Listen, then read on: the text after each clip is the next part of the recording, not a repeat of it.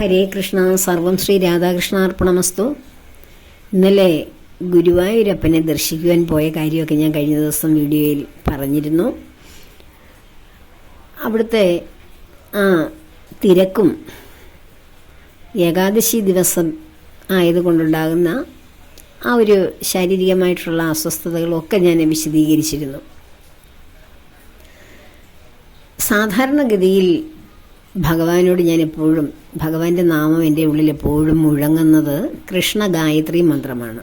അതെനിക്കൊരു ഗുരു ഉപദേശിച്ചു തന്നതാണ്. അത് ഭഗവാന്റെ സന്നിധിയിൽ വെച്ച് എനിക്ക് ഭഗവാൻ തന്നെ ഒരു ഗുരുവിൻ്റെ രൂപത്തിൽ വന്ന് ഉപദേശിച്ചതാണ് എന്നെനിക്ക് പിന്നീടാണ് മനസ്സിലായത്. അതിനു മുമ്പ് എനിക്ക് ആ മന്ത്രം അറിഞ്ഞുകൂടായിരുന്നു. അറിയാമെങ്കിലും ഞാനത് ജപിക്കാറില്ലായിരുന്നു. ഭഗവാൻ ഏറ്റവും ഇഷ്ടപ്പെട്ട മന്ത്രമാണെന്ന് എനിക്ക് തോന്നിയത് കൊണ്ടാണ് ഭഗവാനായിട്ട് എനിക്ക് ഒരാളെ ഭഗവത് സന്നിധിയിൽ വെച്ച് ഉപദേശിച്ചു തന്ന ഞാൻ ആ മന്ത്രമാണ് നിത്യേന ജപിക്കാറുള്ളത്. നിത്യേന എന്നല്ല, എല്ലായ്പ്പോഴും. എന്നാൽ ഇന്നലെ ഗുരുവായൂർ നടയിൽ ഇങ്ങനെ നിൽക്കുമ്പോൾ, ആ ക്യൂവിൽ നിൽക്കുമ്പോഴൊക്കെ ഞാൻ അറിയാതെ കൃഷ്ണായ വാസുദേവായ ഹരയേ പരമാത്മനെ പ്രണതക്ലേശനാശായ ഗോവിന്ദായ നമോ നമ ഈ മന്ത്രം ഇങ്ങനെ നിരന്തരം ജപിക്കാൻ തുടങ്ങി. വിഷ്ണു സഹസ്രനാമമൊക്കെ ജപിച്ചതിന് ശേഷം ഇതാണ് എൻ്റെ മനസ്സിലേക്ക് കടന്നു വന്നത്. കൃഷ്ണായ വാസുദേവായ ഹരേ പരമാത്മനെ പ്രണതക്ലേശനാശായ ഗോവിന്ദായ നമോ നമ. കൃഷ്ണായ വാസുദേവായ ഹരേ പരമാത്മനെ പ്രണതക്ലേശനാശായ ഗോവിന്ദായ നമോ നമ. എത്ര ജപിച്ചാലും മതി വരാത്ത പോലെ തോന്നുന്നു. വീണ്ടും വീണ്ടും ഇത് തന്നെ ജപിച്ചുകൊണ്ടിരിക്കാൻ തോന്നുന്നു. ഇത് ജപിച്ചതാരാണെന്നും ഇത് ജപിച്ചാലുണ്ടായ ഗുണം എന്താണെന്നും ഒക്കെ നിങ്ങൾക്കറിയുമോ? അറിയാം. എങ്കിലും അറിയാത്തവരുണ്ടെങ്കിൽ അവർക്ക് കൂടി പറഞ്ഞു തരാനാണ്. ഇത് ഞാൻ അറിയാതെ തന്നെ അങ്ങ് ജപിച്ചു പോയതാണ്. ഈ മന്ത്രം അറിയാതെ ഞാൻ ഇന്നത് ജപിക്കണമെന്നൊന്നും വിചാരിച്ചിരുന്നു. ഇത് തന്നെയാണ് എൻ്റെ മനസ്സിൽ നിരന്തരം വന്നുകൊണ്ടിരുന്നത്. കാരണം എൻ്റെ ക്ലേശങ്ങളാണ്. ഇപ്പോൾ 6 മണിക്കൂറോ 7 മണിക്കൂറോ ഞാൻ 12 മണിക്കൂർ നിന്ന് ഭഗവാനെ ദർശിച്ചിട്ടുണ്ട് ഗുരുവായൂർ ഏകാദശി ദിവസം. എത്ര മണിക്കൂർ നിന്നാലും നമുക്കതൊരു വലിയ സന്തോഷമാണ്. ഭഗവത് സന്നിധിയിൽ ഭഗവാന്റെ ഒരു ദർശനത്തിന് വേണ്ടി നിൽക്കുന്നതല്ലേ. പക്ഷെ അപ്പോഴും നമ്മൾ ശരീരവും ഈ ആത്മാവും തമ്മിൽ രണ്ടും പരസ്പരം ഇഴുകി ചേരുമ്പോഴാണ് അതിൻ്റെ ഒരു പൂർണ്ണത ലഭിക്കുന്നത്. പുരുഷനും സ്ത്രീയും തമ്മിലുള്ള ഇഴുകൽ, നമ്മളിലിരിക്കുന്ന ആ പുരുഷനും നമ്മുടെ ശരീരമാകുന്ന സ്ത്രീയാകുന്ന പ്രകൃതിയും തമ്മിൽ ഇത് രണ്ടും ഒരു ചെറിയ വ്യത്യാസം വരുമ്പോൾ ആണ്, അതായത് ശരീരത്തിന് ക്ലേശം സംഭവിക്കുമ്പോൾ അതറിയാതെ തന്നെ മനസ്സിനെയും വിഷമിപ്പിക്കും. അതുകൊണ്ടാണ് ഭഗവത് സന്നിധിയിലൊക്കെ ഭഗവാന്റെ കാര്യങ്ങളൊക്കെ സപ്താഹം പോലെയുള്ള യജ്ഞങ്ങളൊക്കെ നടക്കുമ്പോൾ, സത്രങ്ങളൊക്കെ നടക്കുമ്പോൾ അവിടെ ഭക്ഷണം ഒരു പ്രധാന ഐറ്റമായിട്ട് വിളമ്പുന്നത്. കാരണം ആത്മീയമായ പരിവേഷവും ആ ആത്മീയമായ നിർവൃതിയിൽ ലഭിക്കുന്നതിനൊപ്പം ശരീരത്തിനും പൂർണ്ണമായ ഒരു നിറവും വേണം. ഭഗവത് കാര്യങ്ങൾ ഗ്രഹിക്കുന്നത് ആത്മാവിൽ സ്വരൂപിച്ച് നമ്മുടെ ബോധത്തിൽ ഇങ്ങനെ അത് നിറച്ചു വയ്ക്കുമ്പോൾ അതിനെ ആ ബോധമണ്ഡലത്തിനെ നല്ല സുഖകരമായി ഓർമ്മയോടെ ശക്തിയോടെ ഊർജത്തോടെ നിലനിർത്തണമെങ്കിൽ ശരീരം വളരെ പ്രധാനമാണ്. അപ്പോൾ ഇത് രണ്ടും രണ്ട് രീതിയിൽ പോയി കഴിഞ്ഞാൽ എവിടെയും ഏകാഗ്രത കിട്ടാതെ വരും. അപ്പോൾ പ്രധാനമായിട്ടും ശരീരത്തിൻ്റെ ക്ലേശം കാരണം നമ്മൾ അറിയാതെ വിളിച്ചങ്ങ് പോകുന്നതാണ്. കൃഷ്ണായ വാസുദേവായ ഹരേ പരമാത്മനെ പ്രണതക്ലേശനാശായ ഗോവിന്ദായ നമോ നമ. ഇത് ജപിച്ചവരുണ്ട് കുറച്ചു പേര്. നമ്മൾ ഭാഗവതം വായിക്കുമ്പോൾ മനസ്സിലാകും. ഇതിലൂടെ ഭഗവാനെ ലഭിച്ചവരുണ്ട്. ഇത് ജപിച്ച് ജപിച്ച് ഭഗവാനെ ലഭിച്ചവർ ആരാണെന്ന് നിങ്ങൾക്കറിയാം, എങ്കിലും പറയാം. ജരാസന്ധനെ ഭഗവാൻ ഭീമസേനനെ കൊണ്ട് നിഗ്രഹിപ്പിച്ച ശേഷം ആ ജരാസന്ധന്റെ ജയിലറകളിൽ, തടവറകളിൽ കാലങ്ങളായിട്ട് കഴിഞ്ഞുകൂടിയ 10,000 പെൺകുട്ടികളുണ്ടായിരുന്നു. അത് 10,000 ഉള്ളൂ.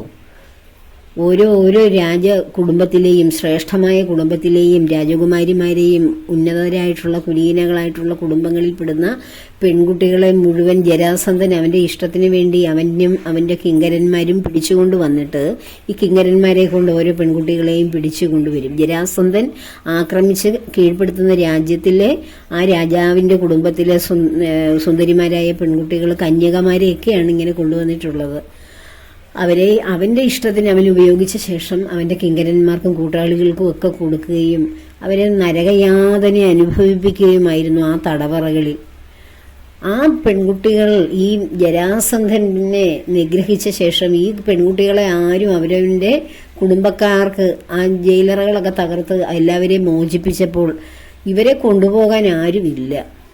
കാരണം അവർ ഈ ജരാസന്ധൻ എന്ന് പറയുന്ന ലോക പ്രശസ്തനായ കുപ്രസിദ്ധനായ ആളിൻ്റെ തടവറയിൽ കഴിഞ്ഞ പെൺകുട്ടികളല്ലേ. ഇനി ആ വീട്ടിലുള്ളവർക്കും കൂടെ ആക്ഷേപമല്ല ഇവരെ തിരിച്ചു കൊണ്ടുവന്നാൽ. അവർക്ക് ആര് ജീവിതം കൊടുക്കും? സ്വന്തം അച്ഛനമ്മയ്ക്ക് പോലും വേണ്ട, കുടുംബത്തിന് വേണ്ടാത്തവർ അവരെവിടെ പോകും? അവർ പറഞ്ഞു, ഞങ്ങൾക്ക് ആരുമില്ല ഭഗവാനെ, ഞങ്ങളെ കൊണ്ടുപോകാൻ ആരുമില്ല കണ്ണ ഭഗവാനെ, ഞങ്ങൾക്കിനിയും ആരും, ഞങ്ങൾക്ക് അങ്ങ് രക്ഷകനായില്ലെങ്കിൽ ഞങ്ങൾ ഈ നദിയിൽ ചാടി ഞങ്ങൾ മരിക്കുകയേ ഉള്ളൂ, ഈ സമുദ്രത്തിലൊക്കെ ഞങ്ങളുടെ ജീവൻ വിലയം കൊള്ളും എന്ന് പറയുകയാണ് അവർ ചെയ്തത്. അപ്പോൾ ആ ഗംഗയിലേക്ക് അവർ ഓടാനൊക്കെ അതിൽ മുങ്ങി മരിക്കുവാനൊക്കെ ആരംഭിച്ചു. അപ്പോൾ അവർ പ്രാർത്ഥിച്ച പ്രാർത്ഥന ഭഗവാൻ അത് കേട്ടോണ്ടെന്നാ ഇത്രയും പേരെ എനിക്ക് കിട്ടിയതല്ലേ, ഈ 10,008 ഭാര്യമാരാണ് ശ്രീകൃഷ്ണന് എന്ന് പറയും എല്ലാവരും ഭഗവാനെ കുറിച്ച്. 10,008 ഭാര്യമാരല്ല, ഈ ഭൂമിയിൽ എത്ര കോടി മനുഷ്യരുണ്ടോ അവരുടെ എല്ലാം ഭർത്താവ് ഭഗവാനാണ്.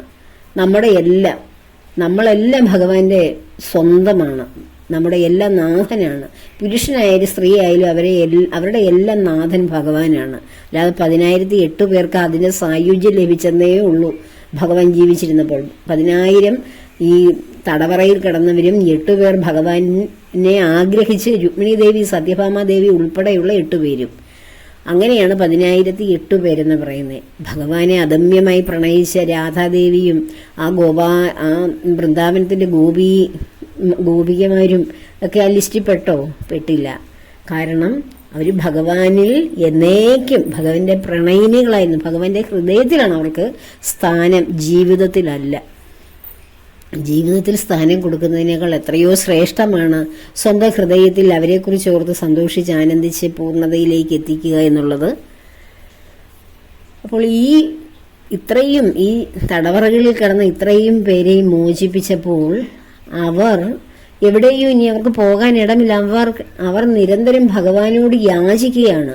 അല്ലാതെ മോചിപ്പിച്ചവരെ എല്ലാം ഭഗവാനായ എൻ്റെ ഭാര്യമാരാക്കാം, എല്ലാം സുന്ദരികളാണല്ലോ, രാജകുടുംബത്തിലെ അംഗങ്ങളാണല്ലോ, എനിക്ക് ഇത്രയും ഭാര്യമാരെ കിട്ടിയല്ലോ എന്നുള്ള സന്തോഷത്തോടെ ഭഗവാൻ എല്ലാവരെയും ആയിട്ട് ദ്വാരകയിലേക്ക് വന്നതല്ല.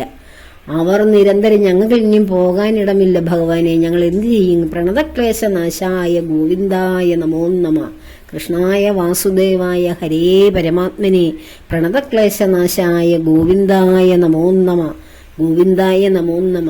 അവരിങ്ങനെ നിരന്തരം വിളിച്ചു കരഞ്ഞ് പ്രാർത്ഥിച്ചു കൊണ്ടിരുന്നു. നിരന്തരം ആ പ്രാർത്ഥന ഭഗവാന് കേൾക്കാതിരിക്കാൻ കഴിയുമോ? അങ്ങനെയാണ് ഭഗവാൻ അവരെ എല്ലാം രക്ഷിച്ച് അവരുടെ എല്ലാം രക്ഷകനായി മാറി. ആ നാമം ജപിച്ച് അവർ കരഞ്ഞ് പ്രാർത്ഥിച്ചു കഴിഞ്ഞപ്പോൾ ഭഗവാൻ അവരെ എവിടെയെങ്കിലും ഒരു സങ്കേതത്തിൽ കൊണ്ടുപോയി രക്ഷിച്ച് നിങ്ങൾക്ക് വേണ്ടുന്ന ആഹാരവും വസ്ത്രവും പാർപ്പിടവും ഒക്കെ ഞാൻ തരാം, ദേ എൻ്റെ രാജ്യത്ത് ഇന്നടുത്ത് നിങ്ങൾ വസിച്ചോളൂ എന്ന് പറഞ്ഞാണോ രക്ഷിച്ചത്? അല്ല, എൻ്റെ ഭാര്യമാരാക്കാം, എൻ്റെ റാണിമാരായി, എൻ്റെ ജീവിതത്തിൻ്റെ ഭാഗമായി നിങ്ങൾ മാറൂ, നിങ്ങൾ എന്നിലേക്ക് വന്ന് ലയിക്കൂ എന്ന് പറഞ്ഞ് അത്രയും പേരെ ഭഗവാൻ സ്വന്തമാക്കിയതാണ്. ഭഗവാൻ അവർക്ക് രക്ഷകനായി അവരുടെ ഭഗവാന്റെ ജീവിതത്തിൻ്റെ ഭാഗമായി അവരുടെ ജീവിതങ്ങളെ മാറ്റി. അതാണ് ആ മന്ത്രത്തിൻ്റെ ശ്രേഷ്ഠത. അപ്പോൾ അങ്ങനെ മാറ്റിയതും ഒരിടത്ത് ഭഗവാൻ ജീവിക്കാൻ അനുവാദം കൊടുക്കുന്നതും തമ്മിലുള്ള വ്യത്യാസം ഒന്ന് ആലോചിച്ച് നോക്കൂ. കൃഷ്ണനെ പ്രാർത്ഥിച്ച് കൃഷ്ണായ വാസുദേവായ ഹരേ പരമാത്മനെ പ്രണതക്ലേശനാശായ ഗോവിന്ദായ നമോ നമ, ഈ നാമം അങ്ങോട്ട് ജപിച്ച് ഇപ്പോൾ ഭഗവാനെ തന്നെയാണ് അവർക്ക് കിട്ടിയത്. ഭഗവാനെയാണ് അവർക്ക് സ്വന്തമാക്കാൻ സാധിച്ചത്. അവരെ ആഗ്രഹിച്ചതിനപ്പുറം അവരേതെങ്കിലും കാലഘട്ടത്തിൽ ചിന്തിച്ചിരുന്നു ആ തടവറയിൽ കിടന്നപ്പോൾ ഭഗവാൻ, ഈ പ്രപഞ്ചനാഥനായ ഭഗവാൻ ശ്രീകൃഷ്ണാവതാരം ചെയ്ത് ദ്വാരകാവാസിനായിട്ട് ഇങ്ങനെ കഴിയുന്നു, അദ്ദേഹം വന്ന് ഞങ്ങളെ രക്ഷിച്ച് അദ്ദേഹത്തിൻ്റെ ശ്രേഷ്ഠ പത്നിമാരായി ഞങ്ങളെ അവിടെ വാഴിക്കും, ഞങ്ങൾക്ക് ഓരോരുത്തർക്കും ഓരോ കൊട്ടാരം നിർമ്മിച്ച് ഞങ്ങളെ അവിടെ ഞങ്ങളുടെ അത്രയും പേരുടെയും കൂടെ ഭഗവാൻ വളരെ സന്തോഷത്തോടുകൂടി സൗഭഗനായി ഞങ്ങളെ വാഴിക്കുമെന്ന് അവരാരെങ്കിലും മനസ്സിൽ ചിന്തിച്ചിട്ടുണ്ടാകുമോ? അവരതിനുള്ള അർഹത ഉണ്ടാവും അവർക്ക്? ആ ദുഷ്ടന്റെയും കുറേ അസുരന്മാരുടെയും കശ്മലന്മാരുടെ ഇടയിൽ തടവറയിൽ കഴിഞ്ഞ ആ പെൺകുട്ടികൾക്ക് അതിനുള്ള അർഹത വല്ലതും ഉണ്ടെന്ന് അവർ കരുതുന്നുണ്ടോ? ഇല്ല. പിന്നെ എങ്ങനെയാണ് അർഹത വന്നത്? ശാരീരികമായിട്ടുള്ള കുഴപ്പങ്ങളും കുറവുകളും തെറ്റുകളും പാകപ്പിഴകളും ഒന്നുമല്ല ഭഗവാനെ സ്വന്തമാക്കല്ല, ഭഗവാന്റേതാകാനുള്ള മാനദണ്ഡം. ഭഗവാനെ മനസ്സറിഞ്ഞ് ആ ഭഗവാന്റെ പാദത്തിൽ ആർത്തലച്ച് മനസ്സുകൊണ്ട് അവിടെ വീണ് കരഞ്ഞ് പ്രാർത്ഥിക്കുക. ഇനിയും ഞങ്ങൾക്ക് പോകാൻ ഒരിടമില്ല എന്ന പൂർണ്ണമായ ആ ഒരു സമർപ്പണം. ഞങ്ങൾക്ക് മരണമല്ലാതെ മറ്റൊന്നുമില്ല, അല്ലെങ്കിൽ ഭഗവാൻ ഞങ്ങളെ സ്വന്തമാക്കിയില്ലെങ്കിൽ ഞങ്ങൾക്ക് മരണം തന്നെ നിശ്ചയം എന്ന് കരഞ്ഞ് പ്രാർത്ഥിച്ചപ്പോഴാണ് ഇനി എങ്ങും പോകാൻ ഇടമില്ലാത്തവരെയാണ് ഭഗവാൻ തന്റെ സ്വന്തമാക്കി എടുക്കുന്നതെന്നാണ് അതിന്റെ സാരം.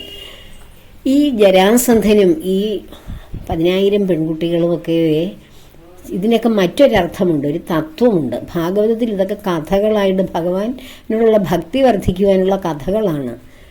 കരഞ്ഞു പ്രാർത്ഥിക്കുന്നവരെ ഭഗവാൻ സ്വന്തമാക്കുന്നു, അല്ലെ ഭഗവാന്റേതായി അവർ മാറുന്നു. നിരാലംബരെ അവർക്ക് ആലംബമായി ആശ്രയമായി ഭഗവാൻ മാറുന്നു. ഇങ്ങനെയൊക്കെയുള്ള അർത്ഥങ്ങൾ അല്ലെങ്കിൽ തത്വങ്ങൾ കൊടുക്കുന്നതാണ് ഈ കഥകൾ. പക്ഷെ ഇതിനൊക്കെ അപ്പുറത്ത് വലിയ വലിയ ജീവിത തത്വങ്ങളും ഉപനിഷത് സാരങ്ങളും അതിനകത്തിലുണ്ട്. ഈ ജരാസന്ധൻ എന്ന് പറയുന്നത് ആരാണെന്നറിയാമോ? ഇപ്പം നമ്മൾ പറയാം അവിടുത്തെ ഒരു വലിയ രാജാവായിരുന്നെന്ന്. അല്ല, ആ രാജാവായിരുന്നു എങ്കിലും നമ്മൾ ആ രാജവംശം എടുത്ത് പരിശോധിക്കുമ്പോൾ ജരാസന്ധൻ എന്ന് പറയുന്ന ഒരു ക്രൂരനായ രാജാവ്, ആസുരികതയുടെ പൂർണ്ണതയായി മാറിയ അതിശക്തനായ ബുദ്ധിമാനായ സകല വരങ്ങളും നേടിയ ഒരാളുണ്ടായിരുന്നു. എന്നാൽ അതിൻ്റെ താത്വികമായിട്ടുള്ള ആത്മീയമായിട്ടുള്ള അംശം നോക്കുമ്പോൾ ഈ ജരാസന്ധൻ എന്ന് പറയുന്നത് നമ്മുടെ ഉള്ളിലുള്ള ആ പരിപൂർണമായിട്ടുള്ള അഹംബോധം, അഹന്തയാണ്, ഞാനെന്ന ബോധം ആണ് നിലനിൽക്കുന്നത്. അതുകൊണ്ട് അത് എങ്ങനെയൊക്കെ നമ്മൾ നോക്കിയാലും ഏതെല്ലാം തരത്തിൽ നമ്മൾ ഭഗവാനിലേക്ക് എത്താൻ ശ്രമിക്കുന്ന ഓരോ വ്യക്തിയുടെയും ഓരോ മോശ ഗുണങ്ങളെ ഭഗവാൻ ഇങ്ങനെ അറുത്തറുത്ത് കളയും. ഓരോ അസുരന്മാരെ നിഗ്രഹിക്കുക എന്ന് വെച്ചാൽ നമ്മളിലിരിക്കുന്ന ആസുരികമായിട്ടുള്ള അഷ്ടരാഗങ്ങൾ ഓരോന്നിനെയും അറുത്ത് കളയുകയാണ് ഭഗവാൻ ചെയ്യുന്നത്. അതാണ് ദേവനും അസുരനും തമ്മിലുള്ള യുദ്ധം. ശരിക്കും ഭഗവാൻ അസുര നിഗ്രഹം നടത്തുക എന്ന് വെച്ചാൽ ഇങ്ങനെ ഓരോന്നിനെയും കൊന്നുകൊണ്ടിരിക്കുകയാണ്. പക്ഷെ ജരാസന്ധനെ കൊല്ലുവാൻ ഭഗവാന് സാധിക്കുന്നില്ല. എന്ന് വെച്ചാൽ എന്താണ്? ആ ജരാസന്ധനെ ഭയന്നാണ് ഭഗവാനെ ജരാസന്ധനല്ല, ഞാൻ പറഞ്ഞു തെറ്റിപ്പോയി, നരകാസുരനെ കുറിച്ചാണ് ഞാൻ പറഞ്ഞുകൊണ്ടിരുന്നത്. ജരാസന്ധനല്ല, നരകാസുരന്റെ തടവറയിൽ കിടന്ന ആ 1008 പെൺകുട്ടികളെയാണ് 10,000 പെൺകുട്ടികളെയാണ് ഭഗവാൻ രക്ഷിച്ചത്. അപ്പോൾ ആ നരകാസുരൻ ജരാസന്ധനല്ല, എനിക്ക് തെറ്റിപ്പോയതാണ്, എന്നോട് ക്ഷമിക്കുക, നരകാസുരൻ. അപ്പോൾ നരകാസുരന്മാരായിട്ടുള്ള അത്രയ്ക്ക് നരകത്തിൽ പതിക്കേണ്ട പാപം ചെയ്തിട്ടുള്ള അസുരൻ, ആ അസുരനാണ് നമ്മളിൽ ഇരിക്കുന്ന ഓരോരുത്തരിലും ഇരിക്കുന്ന നമ്മൾ ഇത്രയും കാലം ചെയ്തുകൊണ്ടിരുന്ന കർമ്മങ്ങളുടെ എല്ലാം എത്ര തെറ്റുകൾ ചെയ്യുന്നു അത് നരകത്തിൽ ചെന്ന് പതിക്കാൻ യോഗ്യമായിട്ടുള്ള ആസുരികമായിട്ടുള്ള കർമ്മങ്ങൾ അനുഷ്ഠിച്ചവനെ പോലും ഭഗവാൻ തന്റെ തൃക്കൈകൾ കൊണ്ട് സ്പർശിച്ചാൽ അവനും ആരായി മാറും? അവനെയും ഭഗവാൻ നിഗ്രഹിക്കുകയാണ്. നിഗ്രഹിച്ചു കഴിഞ്ഞാൽ അവനും ഭഗവാന്റെ പാദത്തിൽ എത്തും. അപ്പോൾ ഈ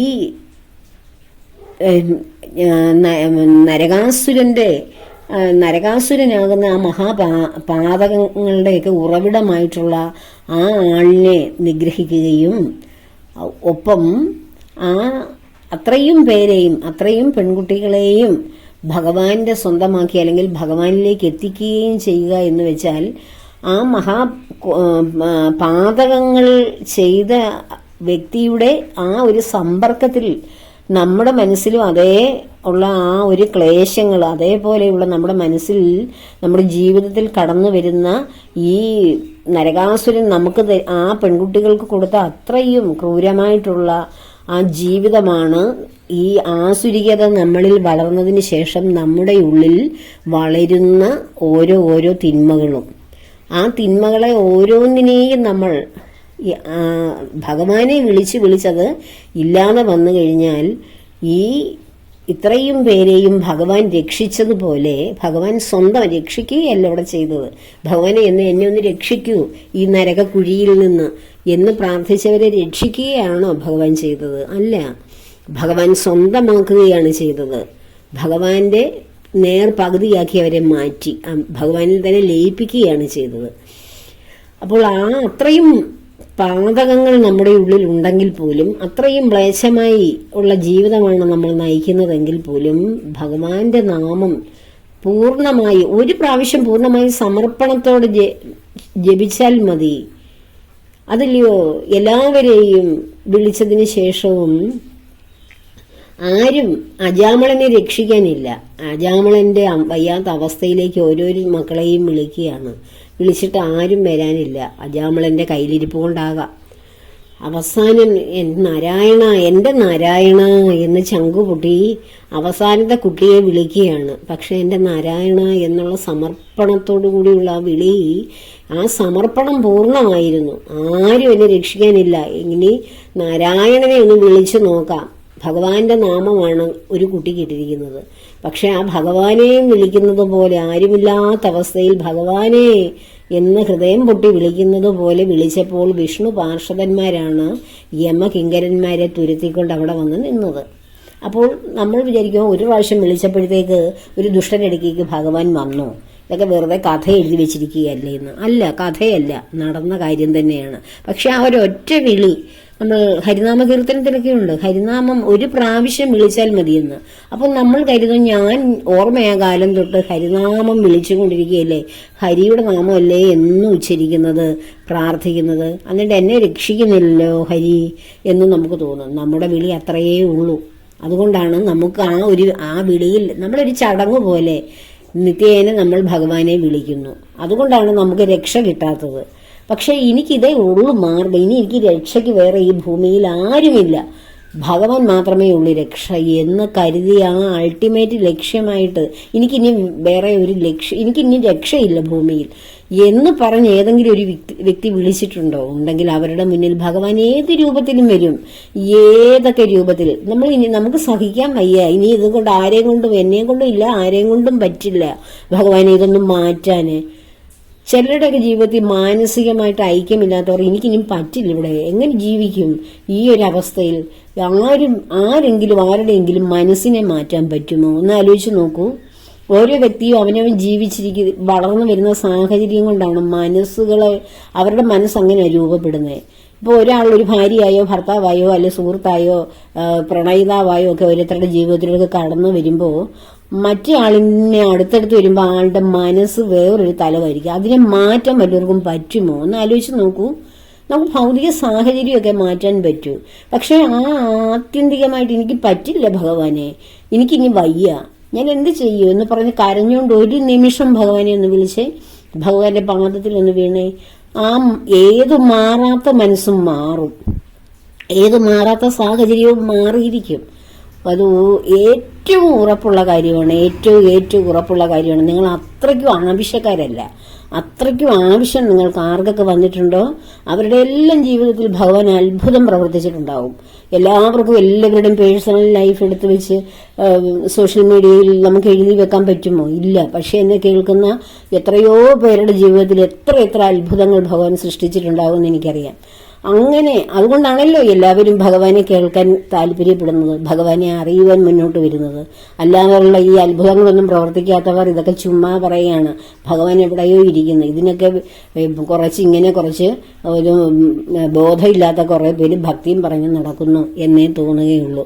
ആത്യന്തികമായി ഭഗവാന്റെ അനുഗ്രഹം ലഭിക്കാത്ത ഒരൊറ്റ മനുഷ്യർ പോലും ഭഗവാനെ അന്വേഷിക്കാൻ ഇറങ്ങിത്തിരിക്കുകയില്ല. ഏത് ദുരിതഘട്ടത്തിലും, ജീവിതത്തിലാകാം, പുറത്തുനിന്നാകാം, എവിടെ നിന്നാകാം, നമ്മുടെ കുടുംബത്തിൽ നിന്ന് പുറത്തുനിന്ന് എവിടെ നിന്നെങ്കിലും നമുക്കൊരു രക്ഷയ്ക്ക് വേണ്ടിയിട്ട് ഒരു പ്രാവശ്യം നമുക്ക് ആരെങ്കിലും ഒരാൾ നമുക്ക് ഒരു സഹായമോ രക്ഷയോ അല്ലെങ്കിൽ ആശ്രയമായിട്ടോ അല്ലെങ്കിൽ മനസ്സിനെ ശാന്തമാക്കാൻ വിശ്രാന്തമാക്കുവാൻ വേണ്ടി ആരെങ്കിലും ഒരു കരം നമ്മളെ സ്പർശിച്ചിട്ടുണ്ടെങ്കിൽ, നമുക്ക് എത്തിയിട്ടുണ്ടെങ്കിൽ അത് ഭഗവാൻ അല്ല ഭഗവാനാണ്. ഓരോരുത്തരുടെ ഉള്ളിലും ഇരിക്കുന്നത് ഭഗവാനാണല്ലോ, ആ ബോധമായിട്ടിരിക്കുന്നത്. അപ്പോൾ ആ വ്യക്തി അല്ലെങ്കിൽ ആ സാഹചര്യം, ഇതൊരു സാഹചര്യവും ആരും നമ്മെ സഹായിക്കാനില്ല. ഒരു വ്യക്തി എനിക്കില്ല, ആരോടും പറഞ്ഞാലും എൻ്റെ പ്രശ്നം തീരില്ല, മാറില്ല എന്ന് കരുതുന്നവർ ഇന്ന് അങ്ങനെ ആരെങ്കിലും കരുതി വെച്ചിരിക്കുന്നുണ്ടെങ്കിൽ അവർ ഞാൻ ഈ പറഞ്ഞ പോലെ നിങ്ങൾക്ക് ഇനിയും നിങ്ങൾ ഒരു കരയിൽ പിടിച്ചിട്ട മീനിനെ പോലെ നിങ്ങൾ ശ്വാസം എടുത്തും അല്പനിമിഷത്തിനുള്ളിൽ മരിക്കും എന്നൊരവസ്ഥ എന്ന് വെച്ചാൽ നിങ്ങൾ ജീവിതത്തിൽ നിന്ന് പോകുന്നില്ല. അത്രയ്ക്കും നിങ്ങളുടെ ജീവിതത്തിന്റെ പ്രതിസന്ധി നിങ്ങളെ വിഷമിപ്പിക്കുന്നുണ്ടെങ്കിൽ നിങ്ങൾ ഹൃദയം പൊട്ടി ഭഗവാനെ ആ പത്മപാദത്തിൽ ഒന്ന് വീണ് നിങ്ങൾ ഒന്ന് നമിച്ച് ഒന്ന് കരഞ്ഞു പൊട്ടിക്കരഞ്ഞേ. ഭഗവാൻ ചലിക്കത്തില്ലെന്ന് ആരാണ് പറഞ്ഞത്? ഭഗവാൻ അവിടെ അത്ഭുതങ്ങൾ സൃഷ്ടിക്കും, അത്ഭുതങ്ങൾ സൃഷ്ടിക്കും. ഇത് സത്യമായിട്ടുള്ള കാര്യമാണ്, വളരെ സത്യമായിട്ടുള്ള കാര്യമാണ്. ഓരോ ഭക്തരും ഭഗവാന്റെ ഹൃദയത്തിലേക്ക് അടുക്കുന്നത് ഈ അത്ഭുത പ്രവൃത്തി കൊണ്ട്. ഒരിക്കൽ നമ്മളെ സഹായിച്ച് ആ സഹായം ഓർക്കുമ്പോൾ ഒരു ജന്മം മൊത്തം ആ പാദത്തിൽ വീണ് ചേർന്ന് ഒരു ഭഗവത് ഭക്തയായിട്ടിരിക്കാനേ തോന്നൂ, അല്ലെ ഭക്തനായി മാറാനേ കഴിയൂ. കാരണം ഭഗവാന്റെ അനുഗ്രഹത്തിന്റെ ഒരു അല്പ രുചി അറിഞ്ഞാൽ മതി. ആർക്കും പരിഹരിക്കാൻ പറ്റാത്ത, ആരോടും പറയാൻ പറ്റാത്ത എത്ര വിഷയങ്ങളുണ്ടാവും ഓരോ വ്യക്തിയുടെയും ജീവിതത്തിൽ. ആരോടും പറഞ്ഞാലും ഒന്നും സാധ്യമല്ലാത്ത എത്ര കാര്യങ്ങളുണ്ടാവും. ആ കാര്യങ്ങൾ സാധിക്കണമെങ്കിൽ, ആ അവസ്ഥകൾ മാറണമെങ്കിൽ, ആ ഹൃദയഭാരം ഇറക്കി മാറ്റിവെക്കണമെങ്കിൽ, ശാന്തമാകണമെങ്കിൽ ജീവിതം ആ ഭഗവാനോട് മാത്രം പറയൂ. ആ ഭഗവാന്റെ അനുഗ്രഹം, എന്നിട്ട് ആ അനുഗ്രഹം ലഭിച്ചവർ പിന്നീട് അത് വിട്ടിട്ട് കുറെ കഴിഞ്ഞ് വീണ്ടും അവനവൻ ഇഷ്ടമുള്ള പോലെയൊക്കെ സ്വാഭാവികമായി ജീവിതം വരുമ്പോൾ പോയി കഴിയുമ്പോൾ വീണ്ടും അവർ ഭഗവത് പാദത്തിൽ തന്നെ വരും.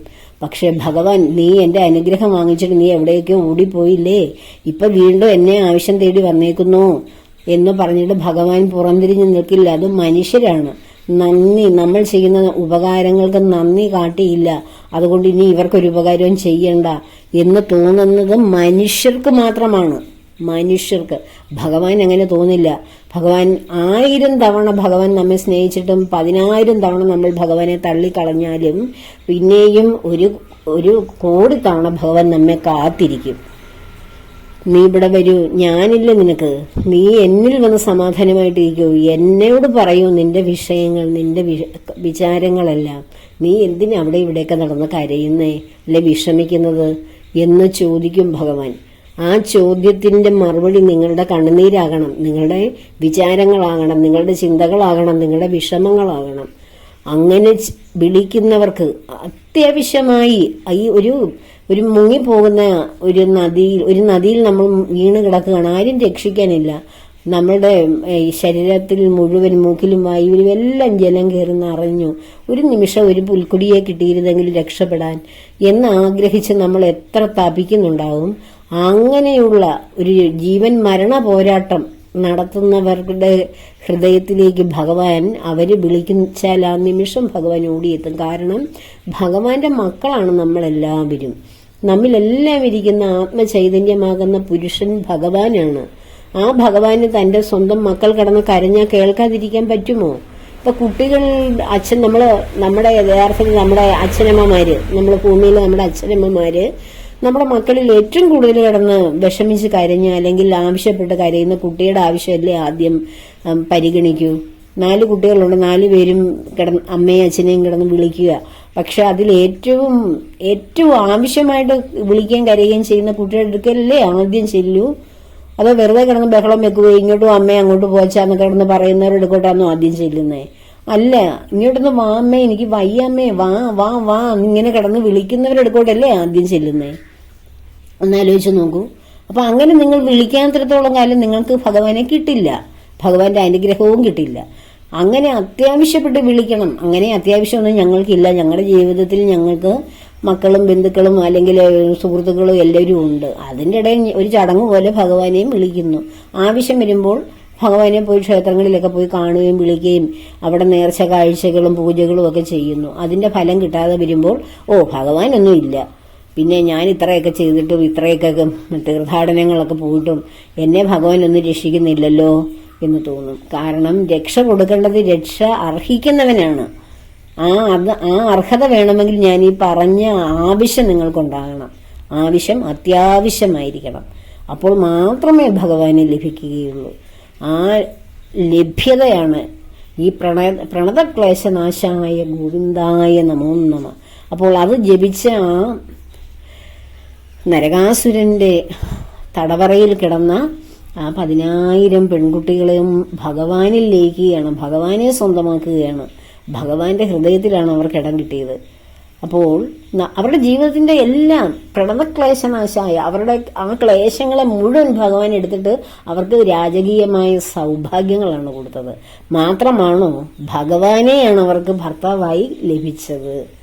അപ്പോൾ ഭഗവാനെ ഭർത്താവായി ലഭിക്കുവാൻ എന്ന് വെച്ചാൽ എന്താ, നമ്മുടെ രക്ഷകനായി ഭഗവാൻ മാറാൻ, നമ്മളെ ഭരിക്കുക എന്ന് വെച്ചാൽ എന്താണ്, നമ്മളെ നീ എവിടെ പോയി, നീ എന്നോട് പറയാതെ എന്ത് ചെയ്തു, ഇതൊക്കെയാണ് ഭരണം. അല്ല, ഭർത്താവെന്ന് വെച്ചാൽ കരുതൽ, ആ സ്നേഹം, കാരുണ്യം, കരുതൽ. ആരാരെയാണ് കരുതുന്നത് അവനാണ് ഭർത്താവ്.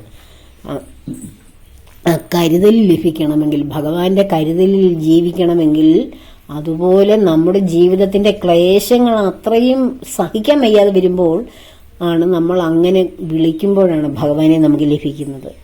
അല്ലാതെ നമ്മൾ വെറുതെ ഒരു സമയാസമയം നിലവിളക്ക് കൊളുത്തി കുറച്ച് നാമം ജപിച്ചു വീണ്ടും നമ്മൾ വേണമെന്നതും വേണ്ടാത്തതുമായ കർമ്മങ്ങളും പറയുകയും പ്രവർത്തിക്കുകയും ഒക്കെ ചെയ്തു, ആടിപ്പാടി നടന്നു, വീണ്ടും വന്ന് സമയമാകുമ്പോൾ നിലവിളക്കിന്റെ മുമ്പിലിരുന്ന് എന്തൊക്കെയോ നമ്മൾ ജപിച്ചിട്ട് വീണ്ടും പോകുന്നു. ഇതൊരു ചടങ്ങല്ലേ? ഒരു പീരീഡ് അനുസരിച്ച് ക്ലാസ്സിൽ ടീച്ചേഴ്സ് കുട്ടികൾക്ക് വേണ്ടി പഠിപ്പിക്കാനോ അല്ലെ കുട്ടികൾ അടുത്ത ടീച്ചറിനെ വെയിറ്റ് ചെയ്യുകയൊക്കെ ചെയ്യുന്ന പോലെ ഒരു ചടങ്ങല്ലേ ഇത്? ആ ചടങ്ങിൽ ഇരിക്കുകയാണോ ഭഗവാൻ? അല്ല. ആർക്കാണോ എന്നെ വേണ്ടത്, ആർക്കാണോ എൻ്റെ കരുതൽ ഏറ്റവും അത്യാവശ്യമായി നിൽക്കുന്നത്, അവരെയാണ് ഞാൻ ഏറ്റവും കൂടുതൽ രക്ഷിക്കുന്നത്. അല്ലാതുള്ള മക്കളൊക്കെ അവർ ജീവിക്കുന്നുണ്ട്, അവരെങ്ങനെയൊക്കെ ജീവിച്ചോളും. പക്ഷെ ആരുമില്ലെങ്കിൽ, ഞാനല്ലാതെ ഇനി അവർക്ക് ആരുമില്ലെങ്കിൽ അവരെ രക്ഷിക്കേണ്ടത് എൻ്റെ മാത്രം കടമയാണ്. കാരണം ഞാനാണ് അവരുടെ എല്ലാം, ഞാനാണ് അവരെ സൃഷ്ടിച്ചത്. എൻ്റെ വിനോദത്തിന് വേണ്ടി ഞാൻ അവരെ സൃഷ്ടിച്ച് ഭൂമിയിൽ ഈ സഞ്ചിത കർമ്മങ്ങളൊക്കെ ഉണ്ടാക്കി അവരെ ഇങ്ങനെ കഷ്ടപ്പെടുത്തുകയാണ്. അപ്പം ഞാനല്ലേ ഉള്ളവരെ രക്ഷിക്കാൻ. മുങ്ങിത്താഴാൻ പോകുന്ന ആ ഒരു കപ്പലിനെ രക്ഷിക്കുവാൻ കപ്പിത്താൻ കിടന്ന് ശ്രമിച്ചാലും രക്ഷപ്പെടാൻ പറ്റാത്ത അവസരത്തിൽ ഭഗവാനാണ് കപ്പിത്താനായിട്ട് അവിടെ കടന്നു വരുന്നത്. രക്ഷപ്പെടേണ്ടവരാണ് അതിനകത്തിൽ ഉള്ളതെങ്കിൽ. അപ്പോൾ ഭഗവാൻ സൃഷ്ടിച്ച് ഭഗവാന്റെ വിനോദത്തിന് വേണ്ടി ലീലാവിലാസങ്ങൾ ആടാൻ വേണ്ടി ഇവിടെ കുറെ ജീവവംശങ്ങളെയൊക്കെ സൃഷ്ടിച്ചിട്ട് അതിനെ പരമാവധി ഭഗവാൻ അവരെയൊക്കെ അവരുടെ കർമ്മങ്ങൾ അനുസരിച്ച് അവർ ജീവിക്കാൻ ഭഗവാനൊക്കെ വിടും. പക്ഷെ അതിന് പറ്റാതെ വരുമ്പോൾ, കർമ്മഫലം അനുഭവിക്കാൻ പറ്റാതെ വരുമ്പോൾ ആരാണോ ആ വിട്ട അച്ഛനെ തന്നെ വിളിച്ച് കരയുന്നത് അവരെ രക്ഷിക്കാൻ ഭഗവാൻ അല്ലാതെ വേറെ ആരാണ് ഇനി ഉള്ളതും? ഇവിടെ ആകെ ഉള്ളത് ഒരാളേ ഉള്ളു. ആ ഉള്ള ആളല്ലേ വരാനും കഴിയൂ. നമ്മൾ കാണുന്നവരാരും ഇവിടെ ഉള്ളവരല്ല. ഇവിടെ ഉള്ളവരല്ല എന്ന് പറയുമ്പോൾ തോന്നുവേ ഇവിടെ ഉള്ളവരല്ലേ എൻ്റെ മുന്നിൽ എനിക്ക് കണ്ണുകൊണ്ട് കാണുന്നവരൊക്കെ ആണ്. അവർ പക്ഷെ നമ്മളെക്കാൾ ദുർബലരാണ്. നമ്മെ ഒരു കാരണവശാലും സഹായിക്കാൻ പറ്റുന്നവരും അല്ലായിരിക്കും. നമ്മുടെ ആവശ്യങ്ങൾ അറിഞ്ഞ് സഹായിക്കാൻ പറ്റുന്ന ആരുമല്ല. ഒരാളുടെ മനസ്സ് മാറ്റാൻ പറ്റുമോ? ഒരാളുടെ വലിയൊരു ആവശ്യം നടത്തി തരാൻ മറ്റൊരാൾക്ക് പറ്റുമോ? ഒരാൾക്ക് ഭീമമായ ഒരു എമൗണ്ട് വേണം ഒരു ആവശ്യം നടത്താൻ, അത് തരാൻ വേറെ ആരെങ്കിലും സന്നദ്ധരാകുമോ?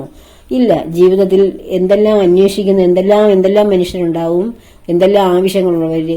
ഇതൊക്കെ നമ്മുടെ ചുറ്റും കാണുന്നവരും ബന്ധുക്കളും മിത്രങ്ങളെ എല്ലാവരെയും കൊണ്ട് നമുക്ക് സാധിക്കാൻ പറ്റുമോ?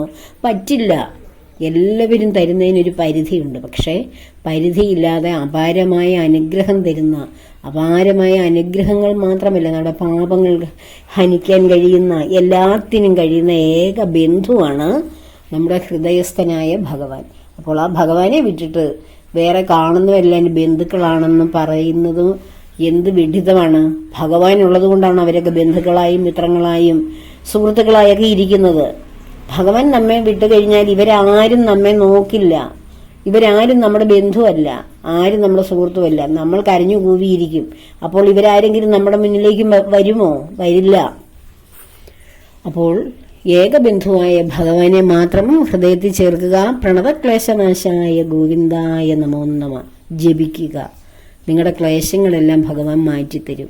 എല്ലാവരുടെയും ക്ലേശങ്ങൾ മാറ്റിത്തരുവാൻ ഭഗവാൻ എല്ലാവരെയും അനുഗ്രഹിക്കട്ടെ എന്ന പ്രാർത്ഥനയോടുകൂടി എല്ലാ കർമ്മങ്ങളും ഭഗവാന്റെ പത്മപാദങ്ങളിൽ ചേർക്കുന്നു. ലോകാ സമസ്ത സുഖിനോ ഭവന്തു.